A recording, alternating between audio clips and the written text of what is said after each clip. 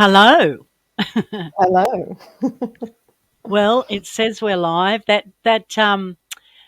music and video gets me or pictures. Those pictures get me every time, honestly and truly. Hello, Lyndall. Hello, and I was just thinking the exact same thing. It makes me a little teary because those dogs are so freaking happy. So so's their mum and dad. Yeah. Okay, so I would like to welcome everyone. We'll just wait a little bit for people to come on, but I'm Jenny from the Complete Pet Company and Complete Canine Communication, and I'm here with Lyndall from Canine Vitality. And every fortnight we come on and we chat about something. I'm sure we'd always find something to talk about. And tonight we're talk on part 2 of puppies. So we're just sort of going to venture in a little bit more on what are we talking about tonight, Lyndall? Well, tonight, Jenny, last time we were talking around the holistic health in terms of nutrition, diet, gut health, all that sort of thing. Tonight, it's a little bit more your specialty when we're talking about how we go about when we bring that puppy into our home, making sure the environment's really appropriate and suitable for that young growing dog, and also encouraging really good habits from the get-go, really, because that's what we want, and also just helping our puppies to feel safe and secure, sleep routines, all that sort of thing. So it's really, I think this is going to be really good because, I think this is something that people think they're doing right, and hopefully they are doing it right, but maybe they're not doing it right. And, I think that this is crucial. I mean, you know this better than I do, Jenny. If we don't get it right from the beginning, it sets up a lifetime of issues potentially. So, yeah, I'm Yeah, excited for to share more sure. tonight. Yeah. So the other thing that I thought I'd do tonight, so I've put a little presentation together, but it's not massive, and we're not going to go into great detail on all sorts of things because obviously, like yourself, I do consults and used to run workshops, but I haven't all year and last year because one, I was traveling, and two, because of the situation, the way things are. So I do one-on-ones with people. So obviously, to go into more detail and help people, we need to, I need to be there and see the puppy and observe. So tonight we're just sort of going to roll over a few things. But I'm really excited because we also have a couple of guests joining us tonight, and that's always fun. And we're having, first of all, Barbara Roberts. Barbara, I've known for I think around 3 years now. And I first met Barbara at the Complete Pet Company. And I still remember the first day I met her, which is really lovely. And we've actually become quite good friends over that time. But she had a little puppy at the time called Sage, who is actually quite famous at the Complete Pet Company. He seems to appear a little bit on our website for fitting a harness, and some demos, and he's a very happy, well balanced dog. So I think what we might do is just bring Barbara in now. She's sitting here in the background. So hi, Barbara. Hi, Jenny. Hi, Linda. Hey, Barbara. Welcome. And Thank you. we're really excited to have a little chat to you about Seiji, and he's probably there somewhere. I bet he's lying on the bed or something, is he? He's having his dinner, so he's not allowed today. Otherwise, I don't know what he will do. He'd probably be up there saying hello as well.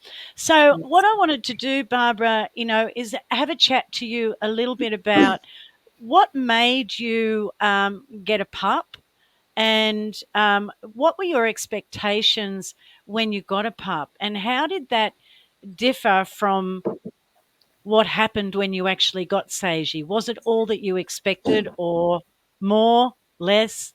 Were you shocked? So just sort of give us a little background on why in the first place, which is a good Yeah. place to Yeah. start. So I myself never had a dog before.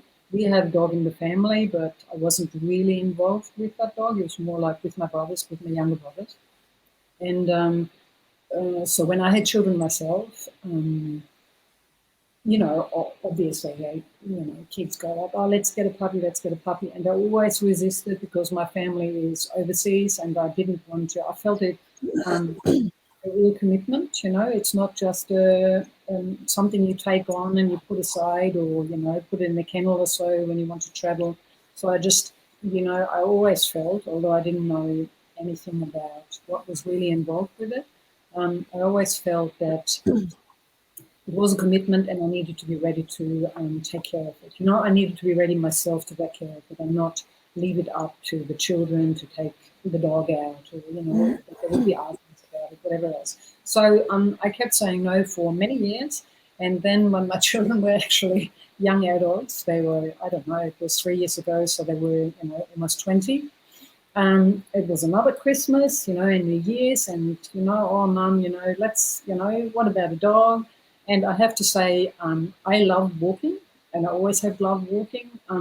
I go to the bush a lot, and I thought, oh, maybe I'm ready to take a dog along, just as a companion, and we can have fun together. And so that was the real reason that I said, all right, then let's have a look at, go to the shelters and have a look. So, I definitely thought shelter, to give a dog a home. And off we went. But I also remember that I said, we're only going to have a look, And 2 hours later, we were back home with an 8-week-old puppy. I do not know how it happened. I just remember that there was this brown little bundle sitting all alone in this glass box, and that was it. That was it. I was home with an 8-week-old puppy and I knew nothing about puppies, So I was not prepared, had, my own thoughts, of course, but, Yeah. so, yeah. Okay. And so when you got this puppy, did you find out about the breed of the puppy? Did you have any idea of what it actually was? Obviously his what we call a multi pedigree. But yeah, do you have any idea what those breeds are? And my question is leading into, as I'm sure you know, did you sort of then think about those specific breeds, heritage, what was required, what he would be like at all? Yeah. At the time, I have to admit, no. I was told that he was a border collie cross English staffy, which it turned out to be not at all. But I didn't really give that another thought, and I thought of border collie, kind of, working dog, and that will fit in with me being very active and walking very fast, that kind of thing. But I cannot say, as I said, I wasn't prepared at all, that I did any research on the breeds at all, that I really gave it a thought, what that might mean, And we have I don't think I would have considered it if we would have been living in an apartment, we have a house and we have a yard, not a big one, And as I said, I'm quite, going out quite a lot, walking, outdoors. So I thought that's, not a bad environment for it. Okay. And so I'd imagine at first, everything was great. He was cute and he was only 8 weeks of age. I mean, that's tiny. Gosh, to even think of Seiji being that small. Yeah. And was it all you thought it would be cracked up to be? Tell us a little bit about what happened, in the coming weeks after you got Sage. Yeah. So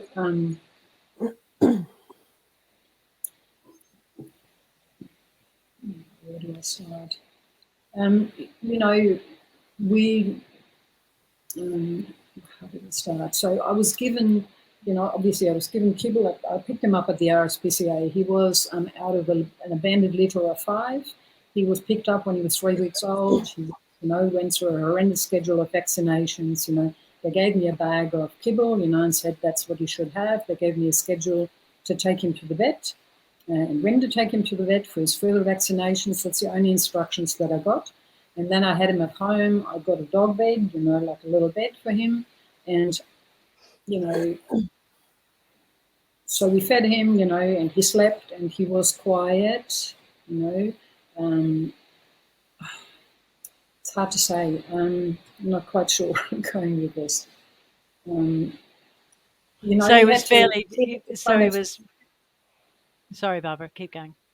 he Keep had to going. settle in, and I can't quite remember, and I'm sure that he wasn't happy, It was all strange, I mean, my kids were there, and it was, cute puppy, all of that. But I know that even then I took him away, so that he had a quiet space, and he slept in my room on a bed. I have to say, we've got a kennel, we've got a crate, not with the door open, but just because I thought, and I put a cloth over it, just because I had in my mind this thought of, they live in a burrow or something like that, that gives them safety, So I thought, they need this little enclosed, dark little space that they can go into, if they choose to. So it was there and it was sitting there. It was never ever used, not ever was it used, We never put him in there, and he never really. He might have stuck his head in, but that was really all of it, And other than that, he had a little bed in my room, and very quickly, he just slept. I slept on the ground for a while on a mattress, because obviously it was too tiny to hop up, and it didn't. Was more concerned that he would actually hop down, We had never, I have to say, we had never any issues. He piddled in the house maybe 3 times. He was through the night, he must have been he was the perfect little boy, in that regard, I didn't have to. Or I didn't, The door was always open to the outside, and he did Yeah. go. I cannot remember that he went out during the night, and he was very little. And what I had learned was, you have to take them out every 2 to 3 hours, so that the toilet train and all that. I'm not sure. I didn't have that experience at all, He was very clean himself, Yeah. very clean, He went outside. He had very sharp, needle-sharp little teeth, and you would hang on a lot, to things. He would very clearly let you know when he had enough, His eyes would turn this yellow, and then he would pounce on you. It was quite a little bit intimidating almost, this tiny little thing, all of a sudden changed into this little devilish thing, and So I how didn't old was he know. then, Barbara? He How was old would he have been when you noticed that change? 10 weeks, maybe 12 weeks. He was Right. still very little, very little. Yeah. Yeah. But it was, to me, it just felt like I've had enough, And I can remember that I wasn't sure what to do with that, because, you have thoughts like, do I have to do something about it? Or does it mean he's going to be, biting, or is he going to learn to nip people, or is that something that I have to, put a stop to somehow right away? I wasn't sure about a lot of these things, But I can remember that we only had him for 2 weeks, and the RSPCA schedule said that on the 16th of January, I had to take him, for his 2nd vaccination. So I went to the Green Cross vet at that time. I was there for his vaccination. I was speaking because my brother fed his dogs always raw. I remember that I spoke to the vet about feeding raw, and that the vet gave me an earful that was not good for the dog, and definitely no bones, because that would definitely mean that he would have to have an operation sometime down the tracks because bones get stuck.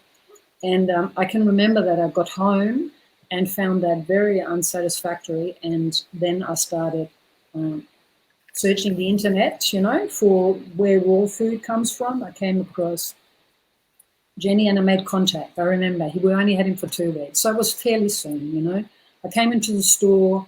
I did the puppies, simply puppies only, or simply puppies. What was it? Simply Puppies. Yeah.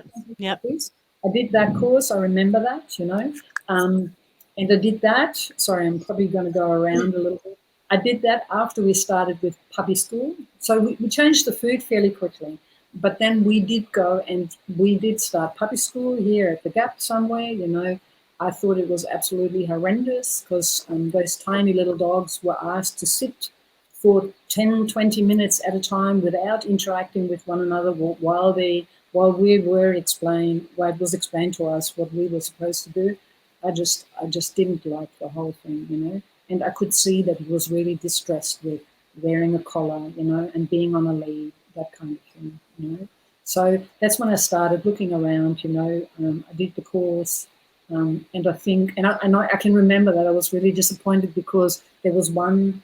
I think he came. Did he come in? No, I think Jenny, you said that he was too little and that he would be able to do it when he was a little bit older. And that was, I think he was not quite 16 weeks old. And you said to me, oh, he's a little bit young, so come in on the next course or something. Come in for the practical day. I can't quite recall, but I know I can remember that I was a bit disappointed that I couldn't bring him in with the other puppies. So I did that course, and it was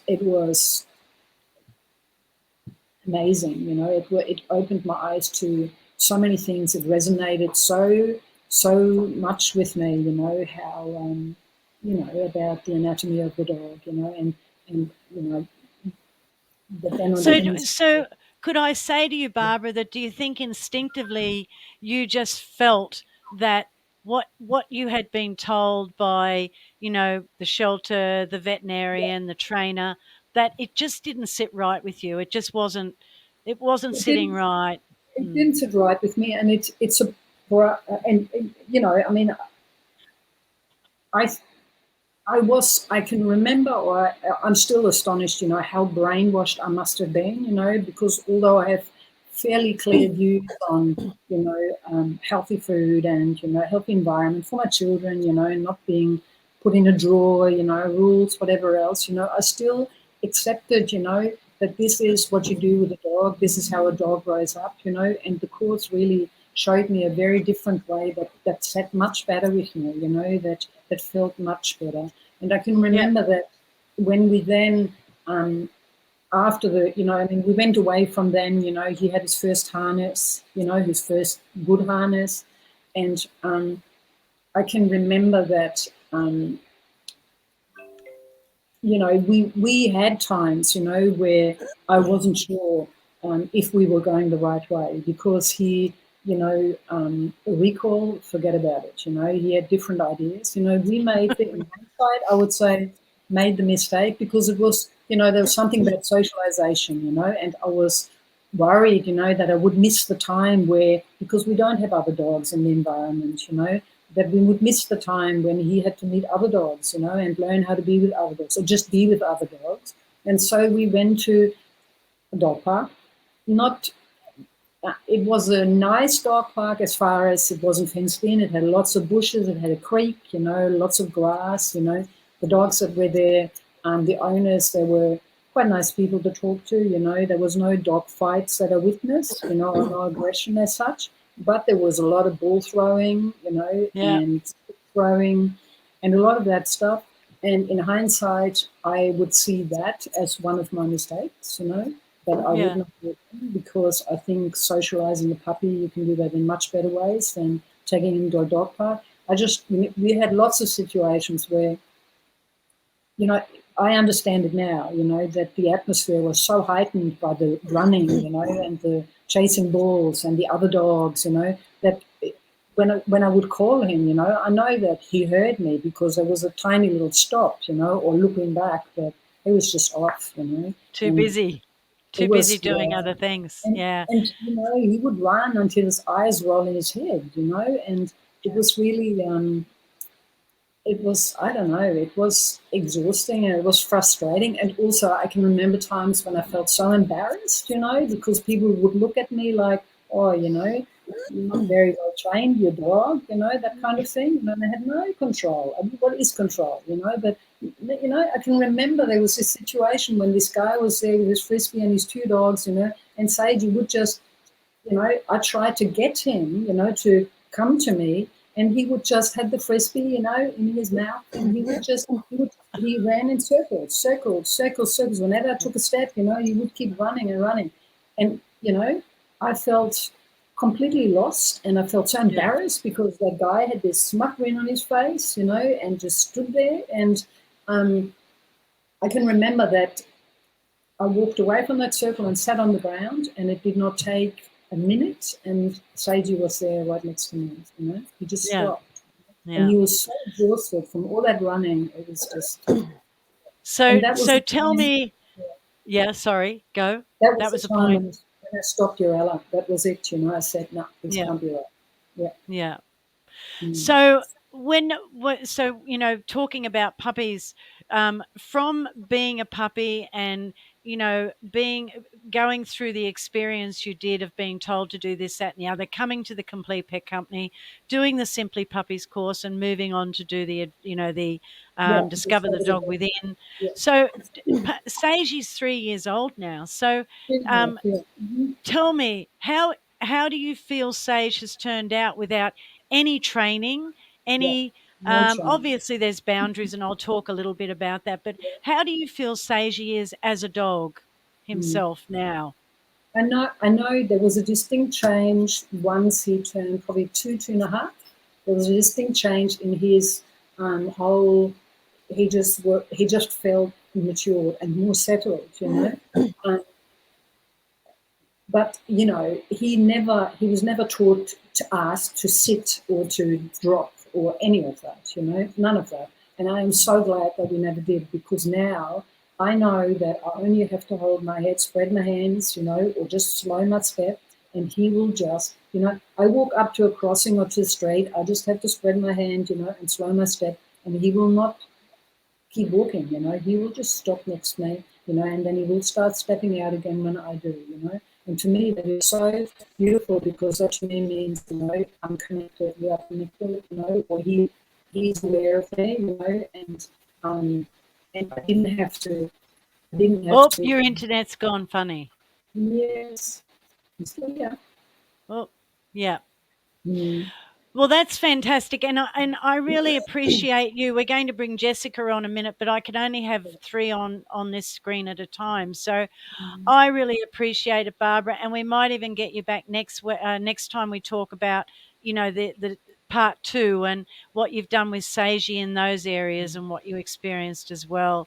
Yeah. I would like to say congratulations with what you've done with him. He's actually a dog that I use and now like to use because he is so well balanced. His Yes. language is amazing. He's Mm. he's walked on a harness and a long lead his entire life since he was a baby. So Mm. he's a beautifully well-rounded dog, and I take my hat off to you. So I'm going to say goodbye to you for now, and I really appreciate it. And we're going to bring Jessica on and have a little chat about Millie. All Thanks, right. Barbara. See you, Barbara. Hello, Hi. Jessica. Hi, Jessica. Hello. Hello. Well, Jessica's in the same uniform as me. Okay. So I just want to, Jessica, you're another one that with your family, of course, your mum, dad, and Lewis, your younger brother. You decided to get a dog. And so you researched certain dogs, and there was a criteria that you were looking for. Um, Tell us a little bit about why you got a puppy. Well, I guess that we got a puppy because that's what you do. We'd been looking at getting a dog for a couple of years, and we had looked on, the RSPCA and the rescue websites, and hadn't really found what we wanted back then. And then once we decided we were going to get a dog, we, went onto the websites where you fill out what you want in terms of a dog that doesn't shed, a dog that's, small enough to do that, and fit in with your lifestyle. And the breed that came up that was perfect for us was miniature schnauzer. And then we were like, well, okay, let's go and look at some miniature schnauzer puppies then. And next thing we knew, we'd ended up with one. So yeah, so Okay. that's why I guess we got a puppy, because when, you get a new dog or a new family dog, I think that's the thing to do nowadays. And So did you research that breed, Jessica? no, not before we got Millie at all, no. We knew that mini schnauzers didn't shed. They apparently didn't bark very much, which I don't know where that comes from at all. Actually, I giggle at that because I remember when you came in for your consult, I remember your dad saying, when I asked why a schnauzer, he said, because they don't bark. And I was like, right. They're a dog. Okay. Yep. Next. Yes. Okay. Yes, we could So, wave goodbye to that expectation. yeah. So I really didn't research the breed at all. Okay. So Millie comes home. How old was Millie when you brought her home from the breeder? She was 12 weeks. She was 12 weeks, which is interesting because Seiji was 8 weeks, but Yeah. very different. Seiji was an abandoned litter, as Barbara was saying. So that's very different to uh, your dog coming from a breeder. Yeah. We're not going to go into that. But okay, so tell me about the first week or so that you had Millie. How were things Um, going? well, we'd had Millie, I think, like 2 days before we came and did a consult with you. And that's because Mum and I happened to come into the Complete Pet Company 3 days, I think it was, before we were due to bring this puppy home. And the entire world just turned upside down in the space of like a few hours. And, we'd got the kibble, we'd got the crate, we'd got the playpen, we'd got we're going to take her to puppy school. Jessica's in charge of walking her. Lewis is in charge of this. We have to feed her this food, otherwise we're not going to get the dog, blah, blah, blah. So Mum and I walk into the Complete Pet Company. It's like, well, we're not doing that, and that anymore. So the first couple of days before we had the consult with you, we were just basically didn't really know what we were doing at all, and just trying to, do from the little that we knew from Julia, do things right. We took the raw food home straight away, so she didn't eat kibble in our house at all, and she had her bones, and then we came and saw you for a very long consult. I remember that, and went home, and then I guess things all changed again, and out came enrichment areas in the lounge room, and the crate went away, and Mum moved downstairs to sleep with Millie, and we had fences here and gates there, and our whole house, and like rugs all through the house. Like it just changed our world upside down in a way that we didn't think it would do at all. So And so if you think back now, what would be what would have been the most frustrating thing about having a puppy? If you can go back and sort of like saying to yourself, when is this going to end? Is it ever going to end? What would that be? Hands down the biting, because in a very short space of time, Millie turned from this cute little ball of black fluff that you could pick up and cuddle, and that was tiny and just the cutest little thing, into this savage little animal who like basically had us all like in terror of our lives. And she'd just like launch herself at you and grab onto your legs with those sharp teeth, and she just wouldn't let go, and she would just go at you. And I can remember like Jenny sending you emails like, help us, please help us, because we just didn't know what to do, because you couldn't move without this little thing like grabbing onto you. It was a nightmare, and nothing we seemed to do could make her stop. And we were all tearing our hair out, and we were all jumping behind barriers and up on couches and stuff, trying to get away from this little tiny thing that was this like savage little animal. And I know Lewis, my younger brother, he was like particularly like, targeted by Millie, I guess, and his like what he thought was going to be like playing fetch with this puppy, or taking it out for a little walk and having nice cuddles, had just turned into this, like he couldn't go anywhere near her. As soon as Millie saw Lewis, that was it. Like he was, like she was onto him. He couldn't even get from, like, he'd wake up in the morning and he couldn't even get from his bedroom to the other side of the gate barrier at the bottom of the stairs. Mum would open the door, he'd literally be like, go, quick, and Lewis would like race and like throw himself over the fence, and there would be like Millie, like, on the other side, like waiting to get to him. So it was oh god, it was horrible at the time, but it's hilarious when I look back now. Yeah, so that's interesting you say that, isn't it? Because I'm always, and we'll talk a little bit about this, but I'm always saying to people, just embrace it, embrace it. As horrible as it is at the time, it's so short lived. And just embrace it, because you look back on those memories and they're so beautiful. And there was one actually that Barbara was telling us about her gardening, and she'd just planted all these beautiful herbs, and one of them was catnip, I think. And she'd just finished planting it. She was very proud, and she came back in the house, and right behind her came Sage at 100 mile an hour with a bunch of catnip in his mouth. And she said she just stood there thinking, dirt all through the house, and was horrified at first. But when she was telling me, she was laughing so much. And I think that's really beautiful because at the time it's like, oh my God, but now it's such a good memory. So with you, tell us, like, you had all these crazy things going on, but where is Millie now? Tell us, how old is Millie, and what's happening with her now? Well, Millie is now she's 2.5, definitely. So she's 2.5 years old now. And she is the most confident little dog that, like, I know of. She just struts around like she owns the world. She's got attitude coming out of her ears. Nothing phases her. She adapts to change really quickly. She's really confident.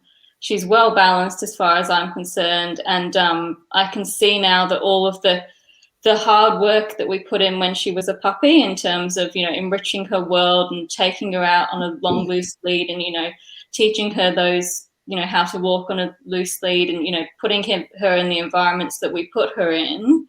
Like, I can see how that all like paid off. Yeah, she's just confident. That's how I describe her. And you can put her in situations and she'll cope. And she's a social little thing. We go on social walks and she makes friends with every single dog you can see on the beach. So So if you had advice for somebody that was thinking of getting a pup, what would be the 4 top things that you would tell them? Okay. Apart from come and see me, but yes, number 1, go to the complete pet company before you get the dog. Number 2, I guess, would have to be a few things. Well, research your breed beforehand and know what they were bred to do, so then you understand the animal that you have in front of you, because they're all dogs, but they're all bred to do a job too. And number 2, make sure the environment that you're going to bring the puppy in, you've prepared well beforehand. So your house is puppy proofed, you've covered up your slippery floors, you've got your gates there ready, and you've put away things that you don't want them to get to, and so that when you bring the puppy in, it's already set up for them. Number 3 would be, like you said before, just embrace all of the challenges of them being a puppy, because as hard as it is at the time, it's gone in a flash, and you look back and wish that you still had some of those things, just because they're not puppies for very long. And as hard as the things like biting and may seem, go and buy yourself some gum boots if that's what it takes, which is what we did. And just understand that that's part of puppyhood, and that's part of them being a dog. And then number 4, I don't know, it would just have to be to learn to understand the animal you have in front of you, and go and see Jenny and have faith in that way of living with your dog, because when you get to 2.5 and 2 years old, you'll see why you did all of that through the first 2 years of their life. Yeah. Excellent. Well done, Jess. And I've got to say, Millie is a very happy dog. I do have a giggle when we go on social walks. I always ask Jessica if what batteries she uses. Are they ever ready? Or she is such a bright, happy little dog. And she hangs out with, she's a very good friend with Sage, and she hangs out with some really big dogs. And she's just one of the group, And she's got great language. And I'm really proud of, again, where Millie has come to in her life, because yeah, there were a lot of tears, a lot of phone calls, a lot of Yeah. text messages, a lot of Yeah. SMSs. I used to giggle all the time because, the Freers were always on the phone with Millie. But yeah, she is a beautiful little dog. So I just want to say thank you for coming on and No talking worries. to us about that, and we might get you back as well down the track. So that was great. Thanks, Jess. I'm going to Thanks, say Jessica. goodbye to you now. Bye. Bye. Okay, that was. She laughed. It just reminds me of when my lab was a puppy. But anyway. I know. It's Oh, you dear. you sort of, it's funny though, because when you talk to people, when they do come in and they have a dog, a pup, and you start talking to them, they say, "Oh, I've had dogs before, they were never like this." And I think we forget. Look, We forget. I think we do, and it's I think it's a bit like when you have a baby, you forget how horrendous that time is. It's one thing I was just thinking, Jenny, through both those experiences we've just listened to with Barbara and Jessica, who have quite different experiences in terms of the background of the puppy. It really, at the end of the day, and I always feel this, even if people say that they have no idea what they're doing, which it can feel like that. I think sometimes, and maybe it only comes when they start to get a little bit of direction from yourself or somebody who works along that way, all of a sudden they drop down within themselves and go, yeah, that just resonates. And their instincts are already there on this. I think people deep down do know that when they're told, when they're, the trainer says to make your dog sit for 10 minutes, that doesn't feel right. Or when your vet's asking to do X, Y, sometimes it just doesn't feel right. And I think people do feel that. They're just not quite sure of what the alternative might be. So I've got some questions for you now that are going to be very interesting, if you're happy for me to proceed. Proceed. And this is really interesting to me, Jenny, because in the coming sort of, I suppose, 12 months, I'm wanting to bring a lab back into my life. And I do want to bring a puppy, a black labby, if that's possible. And I suppose I have to be honest with myself and say I am a little hesitant, because I think, gee, I'm nearly 54. Can I do this? I have to say, Jenny, I'm a bit scared. Because it's been a long time since I've had a puppy. So what is really important when we're going to, considering getting a puppy? What do we really need to be considering in that? It sounds like an obvious question, but what are your thoughts on that? Yeah, it does sound like an obvious question, but I think it's something that we really probably don't think about a lot. And I guess a checklist. I actually have a checklist here. Funny you say You that, have Lyndall. prepared that earlier? One I prepared earlier. Hold on, let me see if I can get this up, because it might just help people a little bit. I'll just get rid of the back of that background so it's a bit easier for people. Yeah, there's a lot to consider, and I love it when people come to me before they get the dog.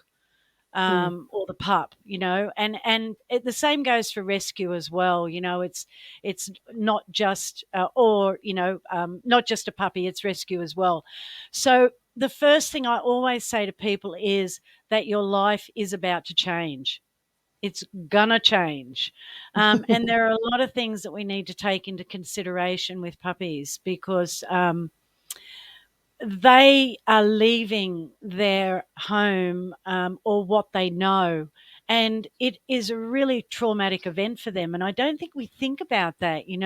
It's like Jess said, they thought they were getting this little black, cute little fluffy thing that Jessica was going to be in control of walking, and Lewis was going to feed, and all this sort of thing. But it's extremely traumatic. So we need to first of all think about food bowls and water bowls. That sounds really basic, but it's important. The number of people that have come into the Complete Pet Company that have said, I've just picked up my puppy and I've got to get a food bowl and a water bowl.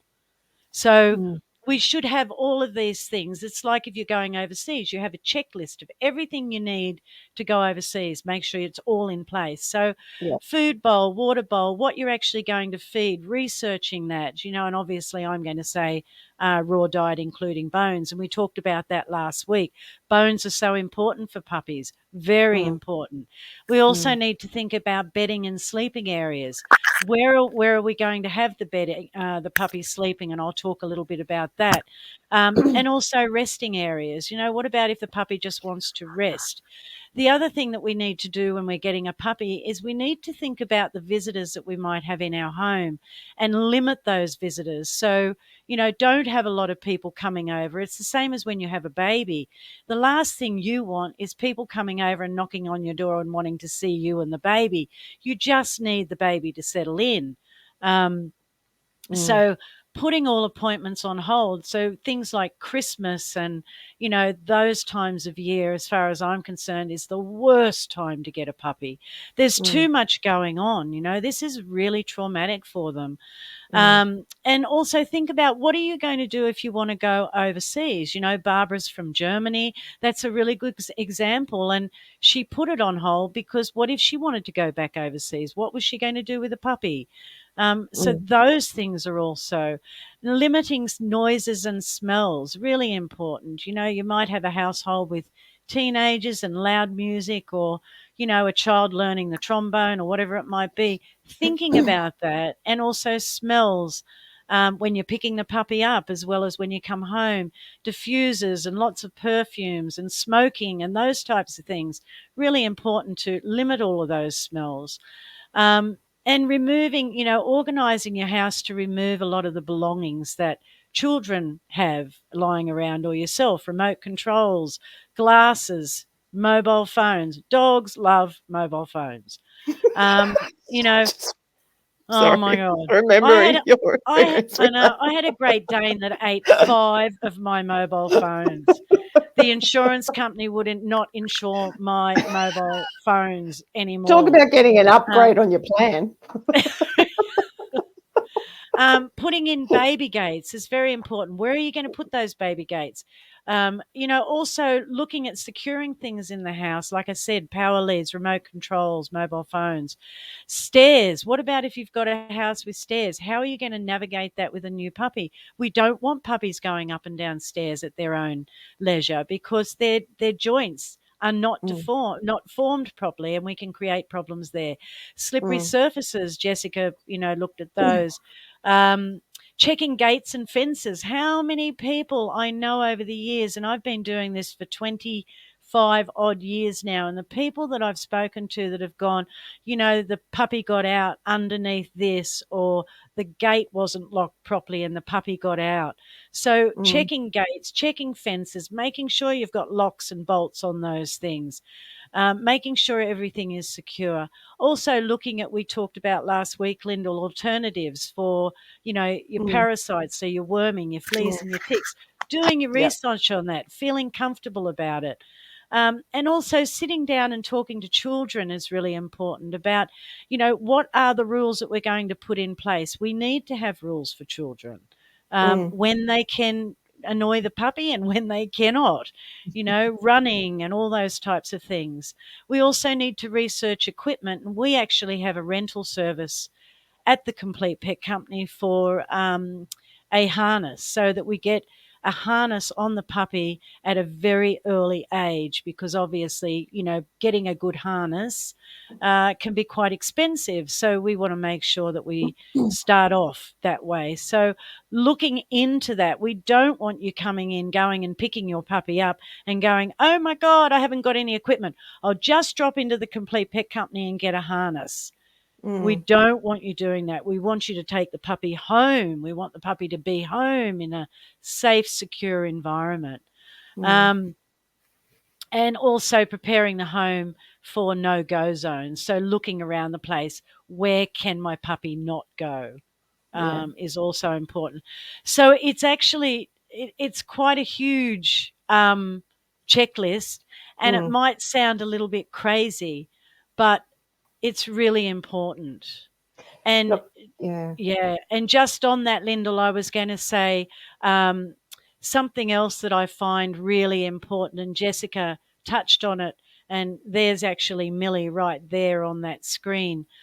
This is the Freers' house, and I love this because these people did all of this to their house. Now, they live in a Queenslander, upstairs, downstairs. I mean, Millie's the size of a milk bottle.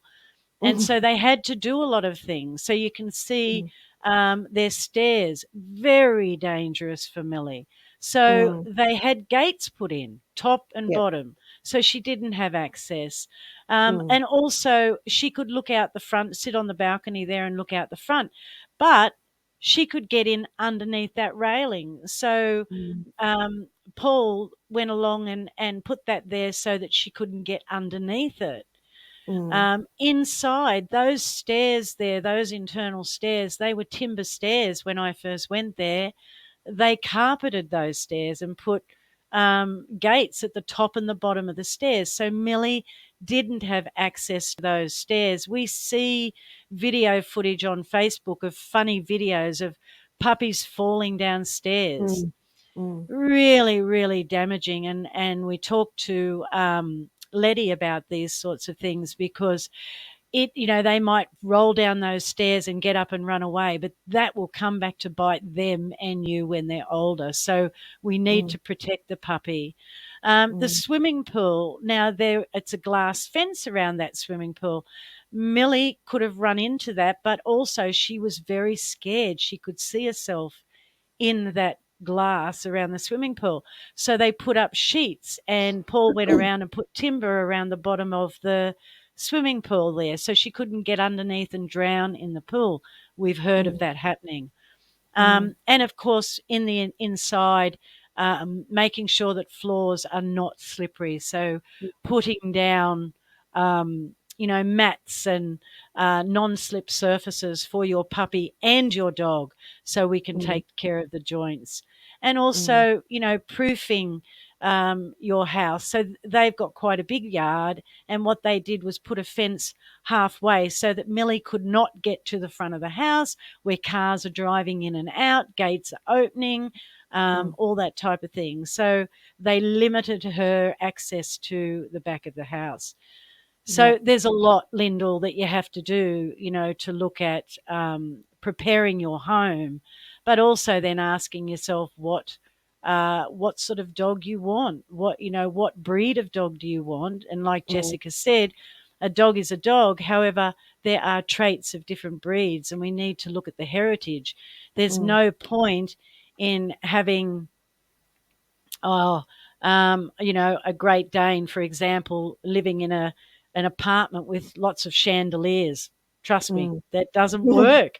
Or, if you're living in the middle of the bush and you've got lots of rats and mice living in the walls of your house, then, you're going to have a problem with a Jack Russell. So, Mm. like looking at those things as well. So there is a lot to to to look into. Oh, I mean, I think that's great, that checklist. And now you've just completely freaked me out, Jenny. Thank you for that.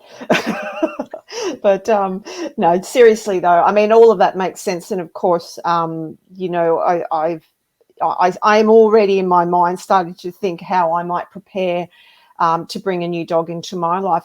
But I think that we think about when we have a new baby or a young child in the house, we do all of this for a young child. We put baby gates up, and we put things around sharp edges, and we pull put a fence around the pool, all these sorts of things. It makes perfect sense to me that we would do exactly the same thing to a young dog who is who is learning in this new world. Second question, Jenny. So in your experience, and thank you for that information, I think that checklist is fantastic. In your experience, what do you see? I mean, you've seen many, many people come over the years with puppies. What do people seem to have the most problem with? What are the biggest problems facing the new puppy owner? Yeah, there's a lot.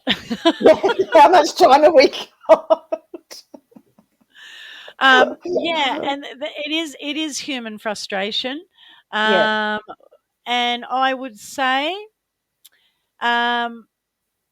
The top 7 for me would be toileting. Um, we can't expect puppies to just come into our home and um, know where to go to the toilet. Mm. But I get a little bit funny about the term toilet training, because puppies know how to wee and poo. But, depending on their age, then, they may not be quite developed enough to be able to actually hold on. The other thing is that they become very excited about things and preoccupied. And when you got to go, you got to go. And also, like, when you look at that Queenslander, if Millie was living upstairs, then that would become a problem because she can't get down those stairs, right? So toileting is a big one, but I think if we, take into consideration that we actually take the puppy out, after a meal, after sleeping, after playing, after drinking, those types of things. And we take the puppy outside and just let them go to the toilet in their own time. You can't toilet train puppies. You can't give puppies commands to make them go on command. When you've got to go, you've got to go. It's as simple as that. The second one is biting and chewing. Maybe that should be at the top. I'm not quite sure. It is so common. How do I stop my puppy biting? That would be the second one. Annoying behaviour would be the third one. No concentration, not listening when you're asking something of it would be another frustration people have. Crying, whining, and barking, and also not being able to go out and leave your puppy alone is another frustration that we humans tend to have. And also them taking up our valuable time. We've got to get on with life. We've got things we've got to do. We've got businesses to run and children to take care of and phones to answer. And these puppies are taking up our time. So they would be in the top 7. And that's Granny May, my girl. She came to us at 4.5 months. And yeah, that's the garbage bin and the bed and a shopping trolley. And that was just the After, beginning. after she'd taken off the mobile phone. Yeah, no. Actually, I don't think Granny did. I think it was. Yeah, it was Simba. I remember exactly who it was. Yes. Yeah. Look, I think they're all really common things, aren't they, Jenny? But I suppose, as you say, the time of puppies being puppy and these sorts of, if you break it down in terms of time frame, although at the time it seems interminably long, it really is only a very short time in a dog's life when they're exploring their world and learning to be Yeah. physically and emotionally in that world. Yeah. For sure. And the thing is that a lot of these things are instinctual, like Yeah. biting and chewing. It's instinctual. It comes They're with, learning. hunting and guarding and Mm. defending. And so, therefore, you can't train these things away. Yeah. It's Mm. normal. It's very, very, very normal for puppies to bite and chew. Mm. Yeah. It can be annoying and painful and frustrating for us, but yeah, I think we have to understand that puppies are learning, always learning. Mm. Mm. So, Jenny, why? Can you tell us a little bit now? Because I think we forget that, as you said before, that we bring this new puppy into our world or into our lives, and we kind of just assume that that dog's just going to be very happy and feeling safe and secure from the day that they walk through our door. But I don't believe that that's the case. So, could you tell us why it is important for our puppies to feel safe?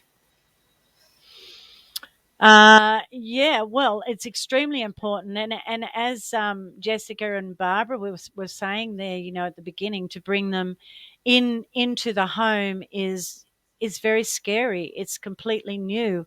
They've been taken away from everything they know, but also we do know that, and I think have I. Um, Look at that. Oh. There's a sound going. I'm not quite. It might be you, is it? It could be. Is it in your background Oh, there? I can hear something going on. Um, nothing. No. Not sure. yeah, it is really important for puppies to feel safe and secure in the home. And I think one of the things that we tend to do when we get puppies is we forget that we cannot leave them alone.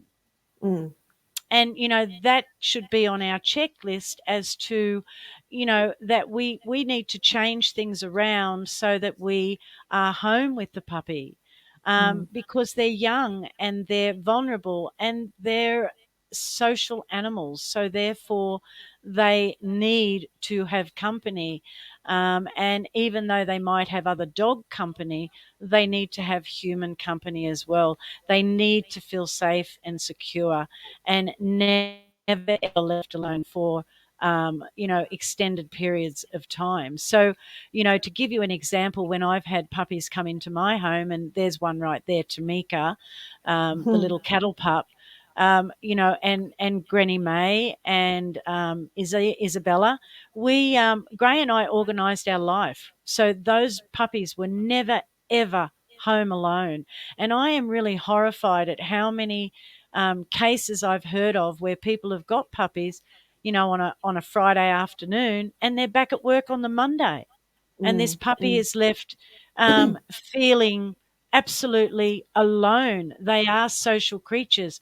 They need to be at home, and people sort of will say, "Well, I have to go to work," and my answer to that is, you probably shouldn't be getting a puppy.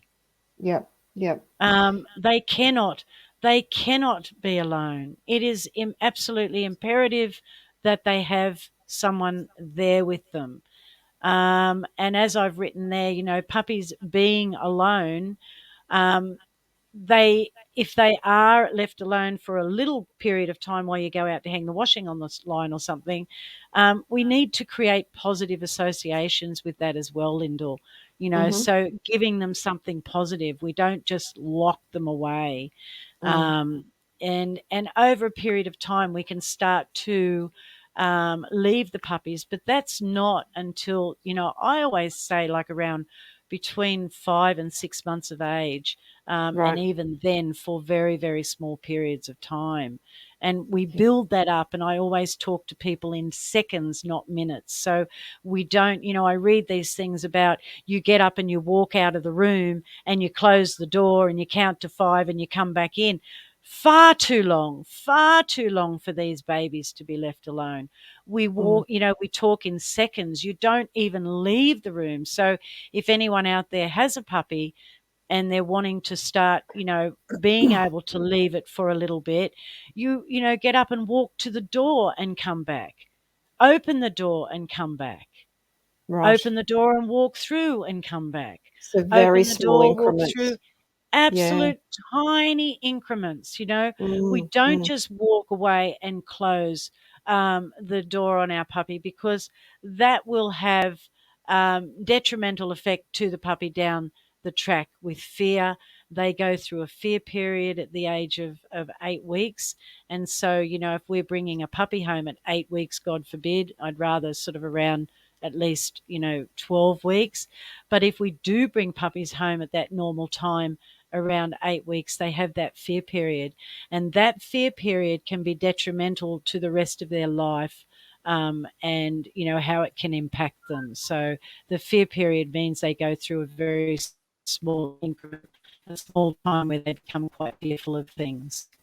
yeah. So Okay. it's Mm, very important that, everything is very positive. Puppy feels safe. It's with you. It sleeps with you. It doesn't sleep in a crate, and it's not left alone. right.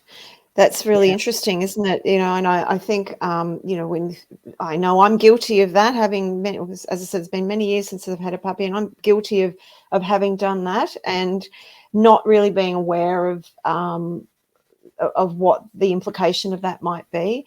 And of course, that makes sense to hear you say that, should you leave a puppy alone for that time? Well, I mean, yes, obviously there's going to be emotional and physical repercussions of that with that puppy as it grows. So Yeah.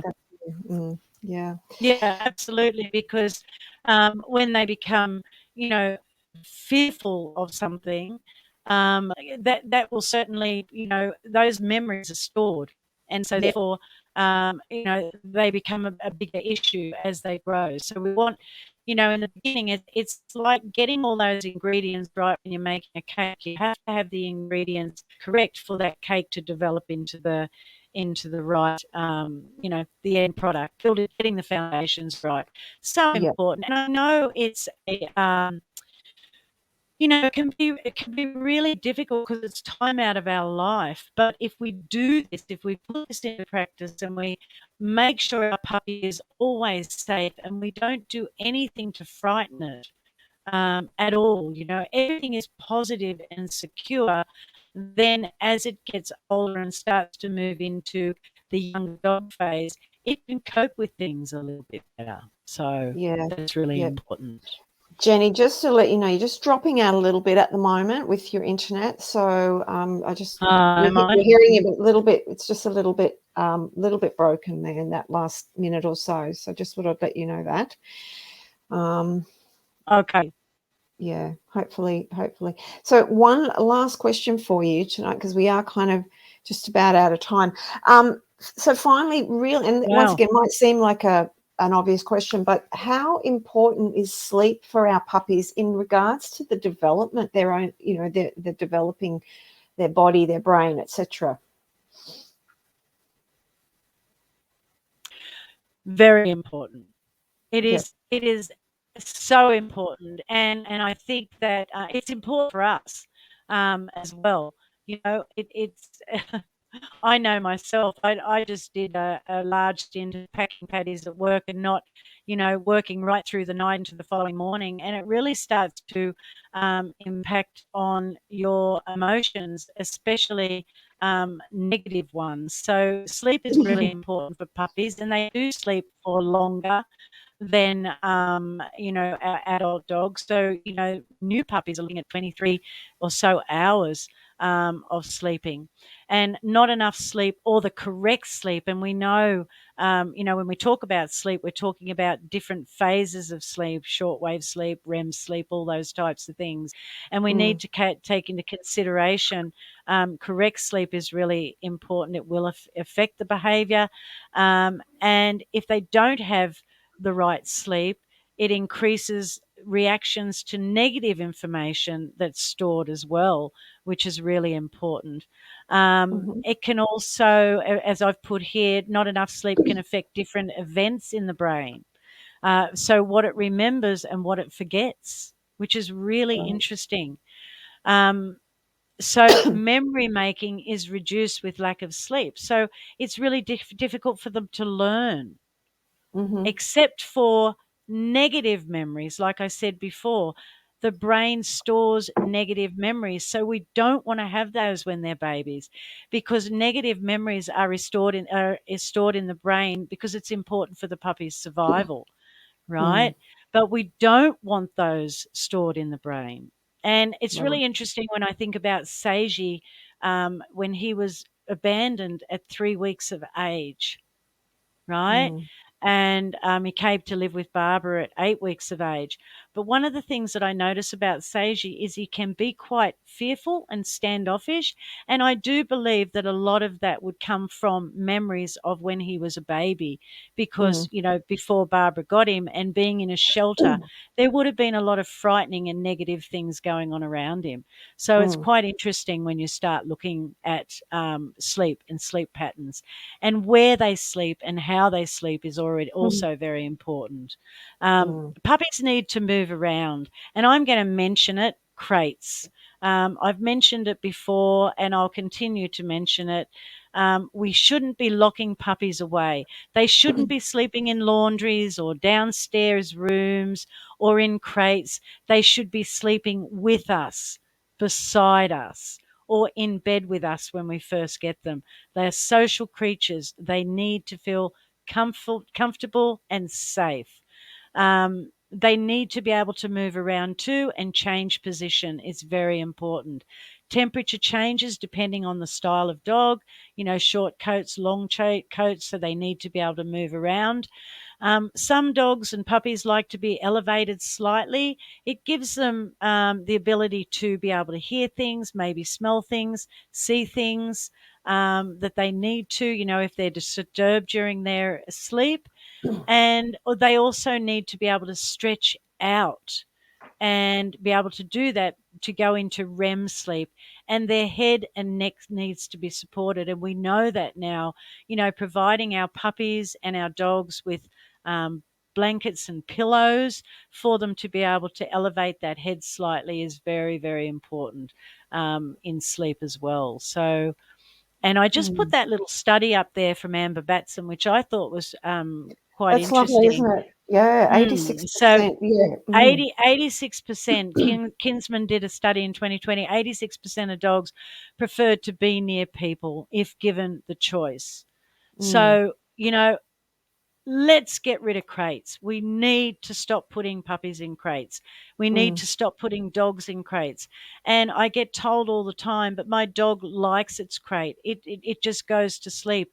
It's really happy in its crate. And my question is it happy, or does it just go into absolute shutdown? If you want to have a crate and take the door off it and the dog chooses to go in there, then that's cool. Don't have a problem with it. But we've got to stop locking our dogs away. That is negative to the dog. It needs to be with us. The puppy needs to sleep with us. That's great. All the more reason to have a dog in my bed. Yay. Nothing wrong with it, Lyndall. It's really amazing. People will come into me and they'll say, "Oh, Jenny, I know what you're going to say." And I go, "Oh, yeah, okay. What am I going to say?" My dog sleeps on my bed, and I go, I don't really care where your dog sleeps as long as you are consistent with that, But Yeah. with puppies, make sure you're not going to roll on it. But it is important. I remember Snookums, my little Snookums, he actually slept in the bottom drawer of my bedside table. And that's where he wanted to sleep.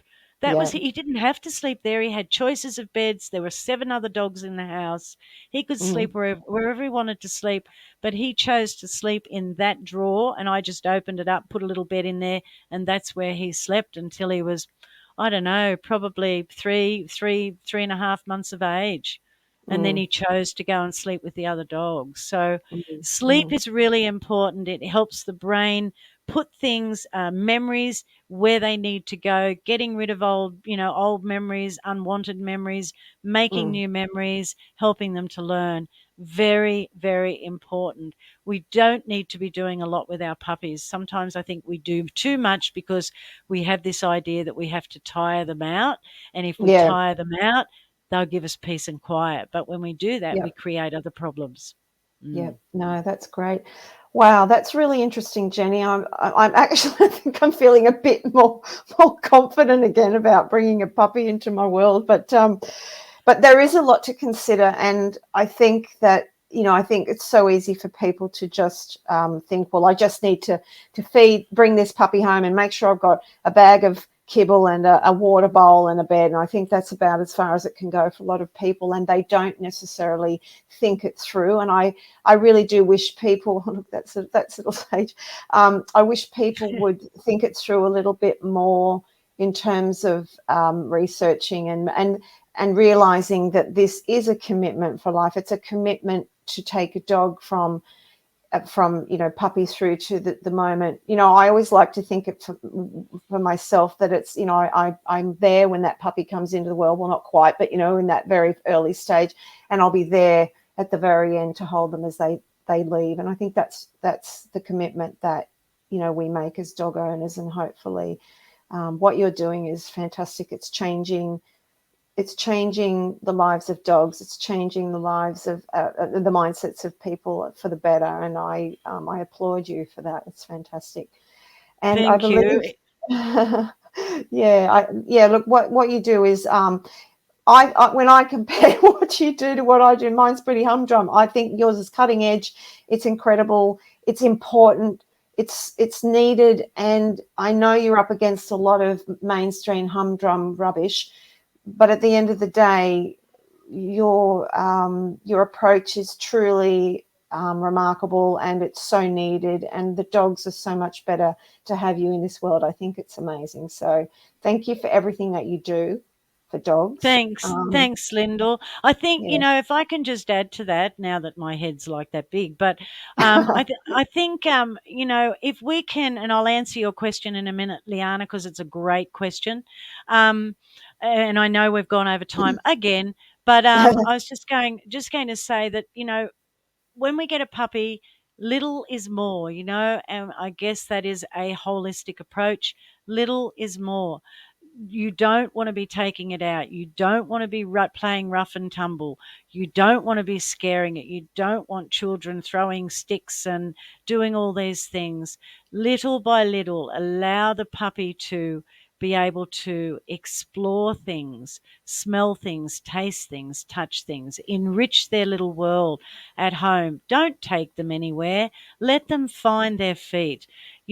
Puppies are always watching us. They watch everything that you do.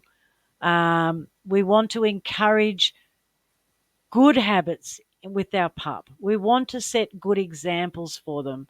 And we can do that by planning and preempting what we do. Obviously, I can't go into a whole lot of detail here, but if you want to know more, you can contact me at the Complete Pet Company and come in for a consult, or we can talk via Zoom, etc. But remember, they are learning from us. Everything you do, they're watching and learning.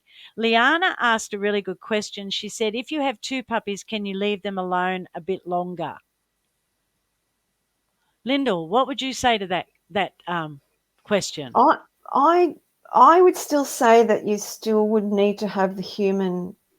That's a tricky one, because I suppose pups in a litter, but even in the litter, they're with their mothers. So I feel that they would still need to have the owner, mum or dad, they're around and about. Maybe you could leave them just a little bit longer, but I still feel that the human connection is going to be required there. That's my Yeah, thought on it. so as I would leave them to probably go to the toilet and come back. Double Yeah, trouble. It's yeah, really, really mm, important for puppies to have human connection, but it's mm, also really important for puppies to have other dog interaction as well, with well balanced dogs. And so, they need to be around dogs to learn about language, and we're going to talk about all that next week. But no, you've got double trouble. You've just got mm, two young puppies with a concentration span of a nit, yeah, and you can just end up in all sorts of trouble. Puppies should mm, not be alone until they're no longer puppies. And just mm, so we know, puppies is the neonate to like 4.5, 5 months of age, and then we're moving into a completely different stage mm, of development. So we move into young dog, then adolescence, then adult dog. So mm, that's really important to mm, understand. They're just mm, babies. mm. They're I think babies. that's important. I think that really is important to remember, that we don't force our babies, our human babies, to do these things. And why would we consider doing it with an animal? So I think that's really important to remember across the board. That's great. That's great. And Mm. I'm looking forward to next session, where I believe, hello, Julia. We Here, Lynn. Oh, Yeah. that's very sweet. Thank you, Julia. Um, It's really Jenny. I'm just here asking questions because I don't really know anything. okay, so part 3, we're going to be talking about exercise, relaxation, equipment, and training. Oh, yes, that's going to be interesting, isn't it? Training. Yay. Yeah, training. I put that there. I Bring thought on that puppy might get a school. few. Yeah, I thought that might get a few people interested. Okay, so I think that's really all we can fit in tonight. We Yep. didn't get a lot in, but it was great to hear from Barbara and Yeah, it was good. Jessica and their experiences as well. Yep. If you're looking for a nice holistic approach to your doggies, you can always contact Lyndall from Canine Vitality, her website herbsforhappyhealthydogs.com.au, and she's also on Facebook. Canine Vitality is her Facebook page. Lyndall can help you certainly with your puppies when it comes to parasites, looking at alternatives, even vaccinations if you want to have a chat to Lyndall about that. She can, weigh up your pros and cons for you and just give you some information there. Take it or leave it, but it's always worth doing some information into that as well. So, and, immune supplements and things for her if you've got a little compromised puppy, hopefully not. But so Lyndall's great with all of that, extremely knowledgeable. And of course, coming up, we've still got time if you want to book. You really don't want to miss it. I've got the pre-records now and I've been watching them and she is brilliant. So Stress in Dogs, Why Worry with Amber Batson from the UK. Amber is a veterinary behaviourist, and we'll be having those pre-records over 3 consecutive weekends where you'll watch a pre-recorded video of Amber going through a presentation, as well as you'll have a copy of a PDF file, and then we'll have a dinner break, and then we'll come back for the live Q&A with Amber. So you really don't want to miss that. You also have access to those pre-recorded videos for a week, so you can go back and have a look at them. And then in the following week, you can still ask some more questions. So really looking forward to that coming up 22nd of August, which is not far away. 2 weeks. 2 weeks. Wow. Hmm. Okay, so anyone got any questions? Nope. Thanks, Jess. Thanks, Liana. Lyndall, thank you. You didn't get to say much tonight, but anyway. That's good. I always talk too much anyway, so that's cool. But you might have some questions for me next week as well. So I certainly will. I certainly will. Yeah. all right. All Well, right. thank Well, you. that's good. No worries. We'll Thank talk you. soon. Talk soon. Bye for now. Bye, everyone. Bye for now. Bye.